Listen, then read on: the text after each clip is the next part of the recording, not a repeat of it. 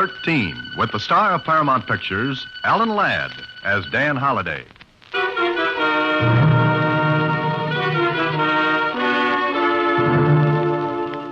Take a letter, Miss Jordan. To Box 13, care of the Star Times. I'll need your help. I dare not go to the police for reasons I'll explain when you see me. Please come to my office in the security building. Please come to my office in the security building, signed Douglas McIntosh. Not much of a letter, but then, as the proverb says, great oaks from little acorns grow. And before this was over, the acorn grew into a large, large oak.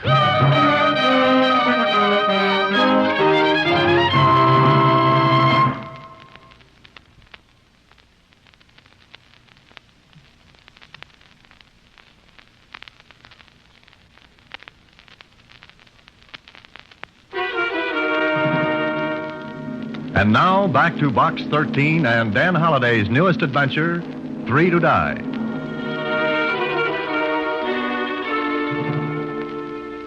Douglas McIntosh. That's a Scotch name, isn't it? Ah, you can smell the heather, Susie. Wonder what he wants. Well, if this man is the same McIntosh I looked up, he's building that new tunnel under the river. Gee, maybe he wants you to be a hedgehog. No, Susie, they're called sandhogs. Oh, what will they think of next? Well, I think I'll see what Mr. McIntosh has on his mind. I'll be at the security building, Susie.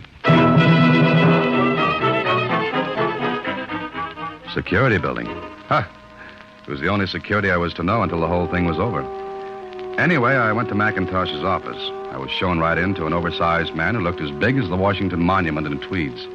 He didn't waste much time. So you're the man, eh? Yes, I'm the man. All right. You call me Mac. What's your name? Holliday. Dan Holliday. All right. Now, Dan, I'm in trouble. Trouble gets around. Fast. But look here, and I'll tell you quick. I'm a contractor. I bid on this new tunnel. Got the bid and posted my bond to finish the tunnel on time. So far, everything's clear. What now? Dan, I'm not going to finish in time. Well, why not? Now we get to the point, and a sharp point. You say you're running into trouble? Aye. Sabotage. Well, why don't you call the police? I can't, man. There'd be publicity. Unfavorable. I can't risk it. Oh, then what's my problem? Find out who's doing this to me. You suspect someone of doing it? Look, man, accidents like we've been having don't just happen. They're made. Broken air hoses, emery in the compressors, hundreds of delays, little things that add up to hours. Oh, I see. Another thing. So far, the men working for me think these things are accidents. But the moment they suspect somebody's doing the dirty work in that tunnel, they'd walk out. Sandhagen's dangerous enough itself. In short, somebody's trying to ruin you. Exactly. It would ruin me. The contract would go to someone else. They'd not get another contract for years. But what can I do? I'm not a detective. You see, I beg your pardon, Mr. McIntosh, but... Can't you see I'm busy? What do you want? Telegram. I thought you ought to see it right away. All right, read it. Well, Oh, it's all right. You can talk in front of him. Dan, this is Fred Harris, construction engineer. Harris, Dan Holliday. How do you do? Glad to know you. Now, what about that wire? The last shipment of concrete we ordered was derailed about 200 miles from here. What? Well, don't just stand there. Get every truck out on the road. Get that concrete here. You ought to have enough sense to think of that without coming to me first. Go ahead, get it down. Yes, sir. You see what I mean, Dan? Another delay. Who's this Harris? He thinks he's going to be my son-in-law. Also, he thinks an engineering degree makes him a great man, that it takes the place of 15 years of experience. That's an argument I'd rather watch from the sideline. Well, go on with your story. Well, we have to finish in 3 weeks or I'll forfeit my contract. McIntosh told me everything he knew. It wasn't much. Only that whoever was doing the dirty work, causing accidents, delays, had to be working in the tunnel. So we went to the tunnel. But first, before I was taken down into the workings, I was given khaki coveralls and a fiber helmet. And a little metal tag to hang around my neck. Mac explained the tag. Every sandhog gets one of those. It's got his own number on it. Well, what's it for? Ever hear of caisson disease? Oh, the bends? Aye. Well, on one side of the tag, it explains the man is a caisson worker working under pressure. Oh, so if the disease hits him on the surface, he can be given proper treatment. That's it. There are 6 places in the city where that can be treated. The man is put into a chamber, pressure increased, then gradually decreased. Like a diver. If he comes up too fast, the nitrogen in his blood is forced into his tissues, causes pain. And sometimes worse. You seem to know a lot about it, Dan. I'm a writer. A writer has to know a little about everything. Then I hope you'll be able to tell me more about what's going on down there. All right, ready? I'm ready. Let's go.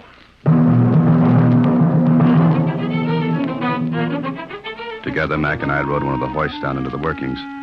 My ears began to pop from the pressure, and I swallowed hard to keep them open. Then we came to the bottom of the shaft, about 150 feet below the surface of the ground. Mac looked around for a minute, and then... Angus! Angus! Here, come here. A short, powerfully built man walked over to us. He was grinning as he said to Mac, What brings the boss into the tunnel? Angus, meet a friend of mine, Dan Halliday. Dan Angus Campbell, my foreman. Best man in the world in his line. Aye, the best beside yourself. How do you do, Dan? How are you, Angus? First rate. Except we had another little rumpus today, Mac. What? Another break in the air hose at the shield. The hose whipped around. Anybody hurt? Aye, Phil Evans. Hose got him right in the middle. He's done for this job. Won't work for a month. Broken ribs. Another one. Aye. You visiting us here, Dan? Well, you might call it that. Dan's a writer, doing a story on sand hogging. Wants atmosphere. You'll get it here. You want to see the works? Show him around, Angus, and be careful of him. Don't you worry, Mac. Good. I'll go back to the office now. Come back there when you finish, Dan. Oh, sure. Oh, it's got him worried, Dan. And little wonder. Every penny he stands to lose. Every penny. That bad, huh? Worse. And if I ever catch the one that's doing it, I'll whip him around with me bare hands. You and Mac seem to be good friends, huh? I started together 30 years ago in Scotland. Uh-huh.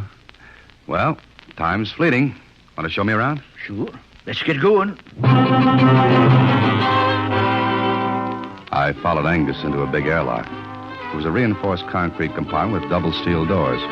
As one door closed behind us, the pressure was built up to equal that in the tunnel. It built gradually. But I knew what would happen if it went down fast. Caisson disease. A terrible, racking pain. Brother, I had a lot of respect for the men who worked down there day after day, taking risks, big chances every time they descended into the workings. Then he opened another steel door, and Angus and I were in the tunnel itself.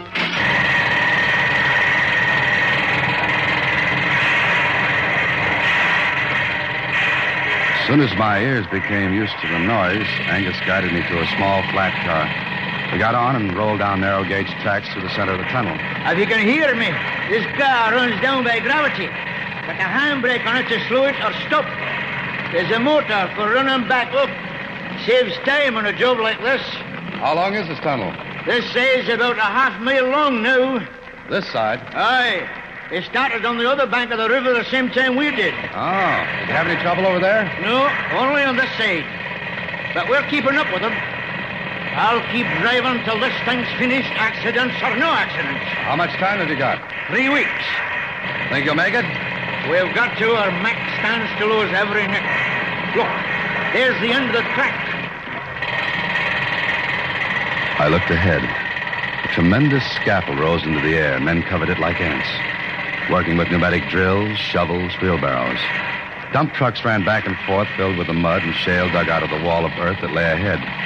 I looked up, and I felt a little funny when I realized that right over my head was the river, and lots of clean, fresh air, while down here was nothing but the deafening noise of the hammers, and the thought that death worked right next to every one of these men. Angus noticed me gazing up at the scaffold. First time you ever saw anything like this, eh? Yes. What holds all that mud back? That shield and compressed air. Air? Just air holding back the river? Aye. You see, compressed air here in the tunnel is built up to a pressure equal to the pressure that's shoving down from above. Oh, in other words, if the pressure outside this tunnel is, 45 pounds per square inch, that's the pressure in here. Right. This may not be a good question, but what happens if the pressure in here gets less? We'd be crushed to jelly. Nice thought. That's no all.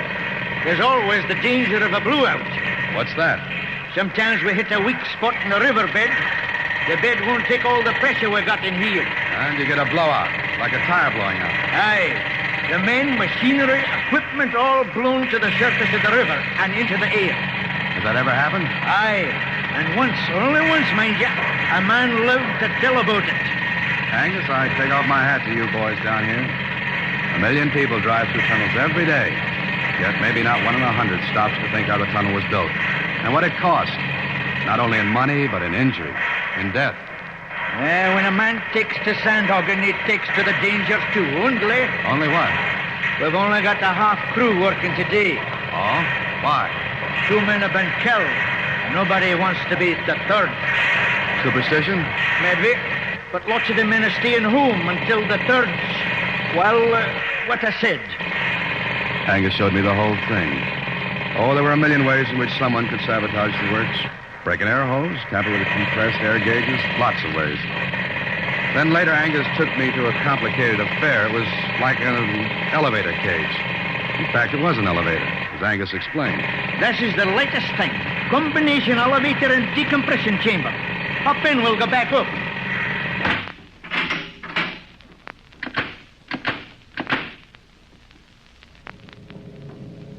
We go up slow, Dan. As we go up, the pressure in here is decreased until it's equal to that of the surface. Oh, then there's no danger of caisson disease. Not if we go up slow enough. And the pressure's reduced. I set the gauges to do it for us. Oh, I see. Well, did you see enough to write your story? No, I don't think I have. Not yet.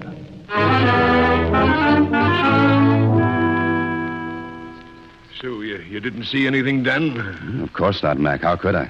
I was hoping you might get an idea. Yeah, but I didn't. You going back again? What could I find? Try it, man. Oh, but I don't think I could find any. You advertised adventure. You couldn't get it in a better place. Yes, I know, but how could I explain myself down there? You're a writer. Use your imagination, man. Well, suppose I went back there as a worker. As a sandhog, you mean? Mm-hmm, that's it.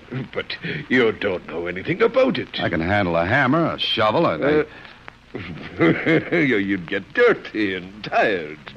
Every muscle in your body'd holler out loud at you. Well, I can always say I'm doing it for my art. Be a sandhog, see how it feels, then write about it. By Harry, man, you've got it. All right, then. Starting tomorrow, you're a sandhog. Oh, that was the way to do it. But when I got home that evening, I thought about it. That huge scaffold. Men scrambling over it, the pressure within the tunnel holding back the tons and tons of mud and silt ready to come in and crush everyone. What if that pressure failed? What if they hit a weak spot in the riverbed and there was a blowout? And the more I thought about it, the more inclined I was to... Yes? Telegram. Oh. Shove it under the door, will you? Right.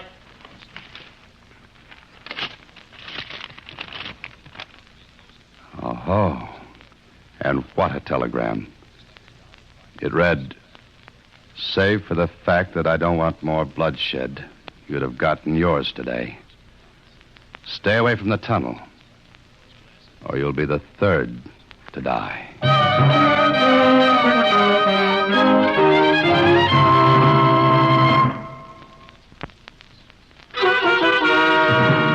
And now back to 3 to Die, another Box 13 adventure with Alan Ladd as Dan Holliday. I showed Mac the telegram the next day, and what he said filled the air with dark blue color for 10 minutes. Then... We can check to see who sent this. No dice, Mac, I did. And? It was sent from a pay phone booth. I guess you'll be changing your mind about the job now, eh? What makes you say that? Well, he's after you, whoever it is. Yes, I know. You can back out if you want to. And what would you think if I did? Does that make a difference? No, but there are a lot of men in that tunnel who stand to lose their lives. Mac, you've got to get the police I in. can't, man, I can't. The publicity would ruin me. All right. Fix it up for me to work down there, and we'll see what happens.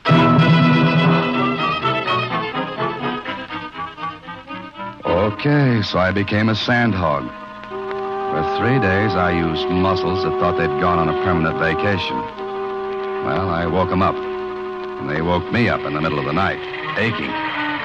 Then one day in the tunnel, I was talking with one of the sandhogs. You know, Dan, you done pretty well, considering you're new at this. Oh, I ache, Joe. I ache all over.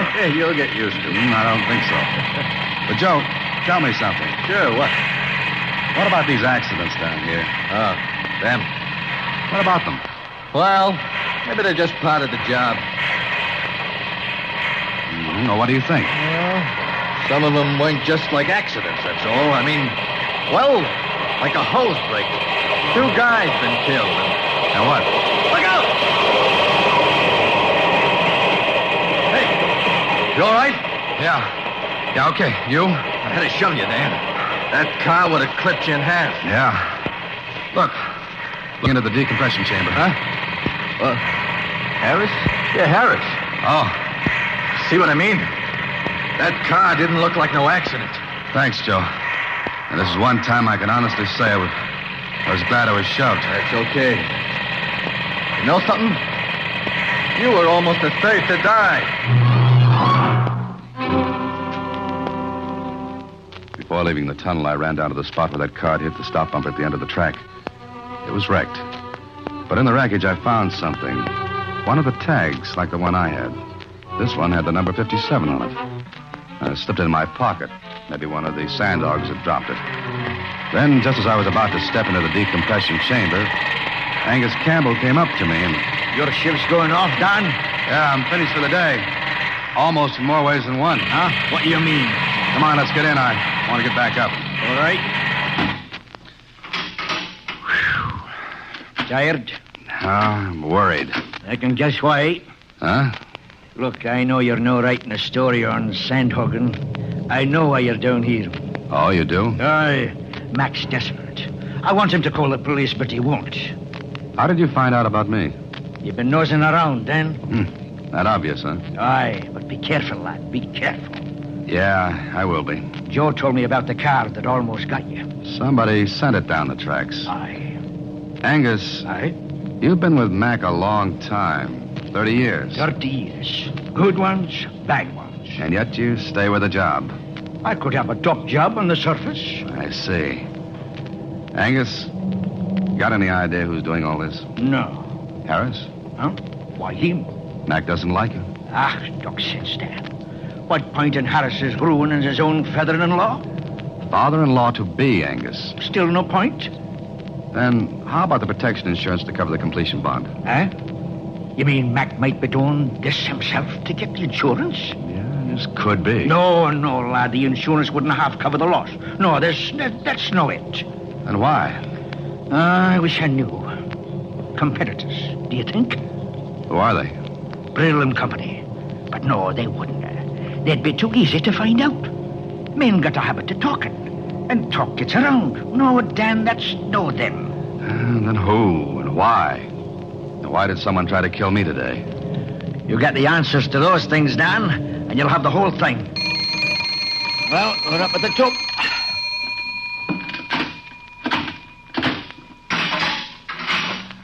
I'll walk to the shack with you. No, I'm going back down. But I thought you were through for the day. I've still got lots to do. See you tomorrow.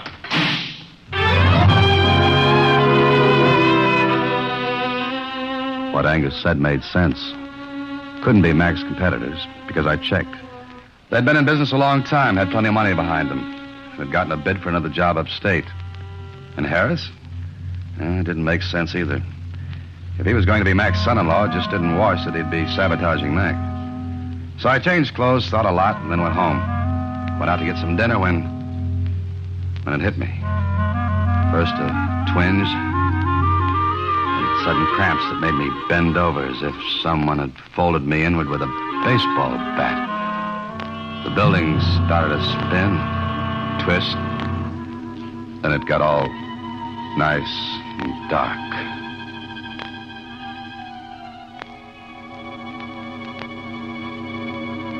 There you are. You're all right now. I know this isn't very original, but where am I? Take a deep breath. That's it. Feel better? Lots. What happened? Couldn't have been anything I ate. You had the bends. The bends? Mm-hmm. The tag around your neck tipped us off you were suffering from caisson disease. So we put you in the chamber. Come on, get up. We may need this chamber for someone else any minute. You make it sound as bad as the housing situation. Yes, it is, but you're all right now. Next time, don't come up so fast. But I didn't come up fast. Yes? Nothing. Nothing at all. Thanks a million, Doctor.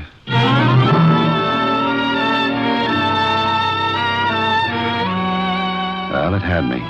Good. I knew I came up slowly. Angus had been with me. Oh, but that couldn't be. Not Angus. The next day I went back to the job. I had just put on my coveralls when an idea hit me. I searched in my pocket. Lose something, Dan? Huh? Oh, no, Joe, It's easy to drop something out of these coveralls. What's the number of your tag, Joe? Tag? Oh, the one we all wear in case we get the bends on top? Yeah. 502. Why? Got it on? Sure. Always wear it. Here it is. Uh-huh. Why? What are you getting at? I don't know. Listen, I'm going back for something I forgot. I'll be a little late on the job. Tell the section boss for me, will you? Sure. Where you going? You're all hepped up. Yeah. I guess I am, Joe. I'll be back. I went to see Mac. Told him he'd have to go into the tunnel that day and supervise operations. He thought I was crazy. Me? What for? To force your opponents into the open where we can get a shot at them for a change. I don't get this. Look, they're going after you, but by accidents. Things like that. So? But if you're in the workings, they might be tempted to wreck the entire tunnel with one stroke. You mean by going after me? That's it. You want me to lead with my chin like that? I'll call the whole thing off first. Lose the contracts. Money isn't everything. Exactly. You're right. But men have been killed down there. You've got to think of their lives, too. I do. Then get down with me. End this once and for all. Force them into the open. You're going, too? Yeah, because I've got an idea. But I can't prove a thing until we see the last play.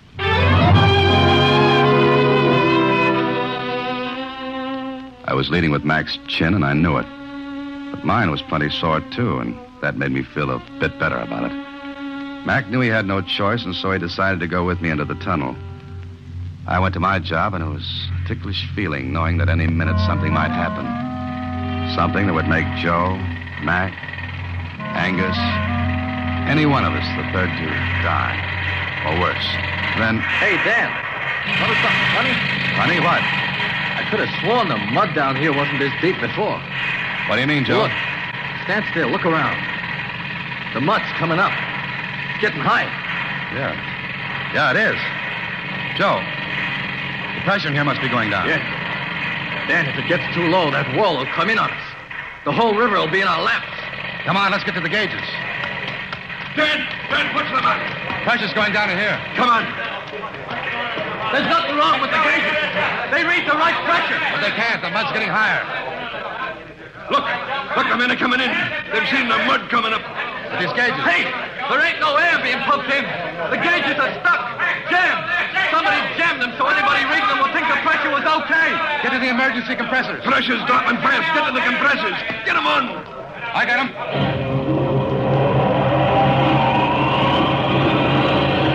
Watch the gauges. We're getting pressure now.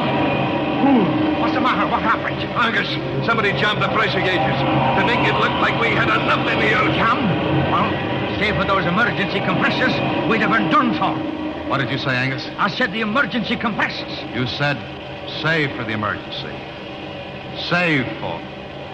Funny way of putting it, Angus. Either in words or on a telegram. What's the matter with you? Where's your tag? Huh? Well, right here. Yes, with a new chain. So is your tag I picked up in that cart yesterday. The cart that almost killed me. You're crazy. And you weren't anywhere around a minute ago. I was coming in here. Dan, what you trying to say? There's your saboteur. Man, you're crazy. Stark raving crazy. Yeah? And you went back down yesterday to decompress yourself after I left the chamber. You didn't turn on a decompression valve for me on the way up. You're crazy, man. Not crazy, Angus, because you were the only one who could have played that trick on me. Get me out of the way by failing to turn on the decompression valve. You and I were the only ones in that chamber. Hey, he's running back to the shield. Get him. Get him before he gets the compressors. He'll wreck him. Cut him down. Good. Dan, I never can thank you enough. But to think that after 30 years Angus would ever do a thing like this. Mac, don't waste time even thinking about it. Let's go finish this tunnel instead.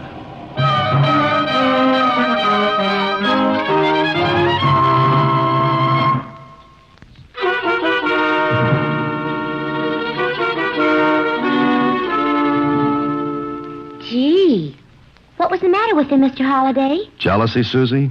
You see, he'd worked with Mac as a foreman. Then he saw Mac rise from a foreman to the owner of a big company.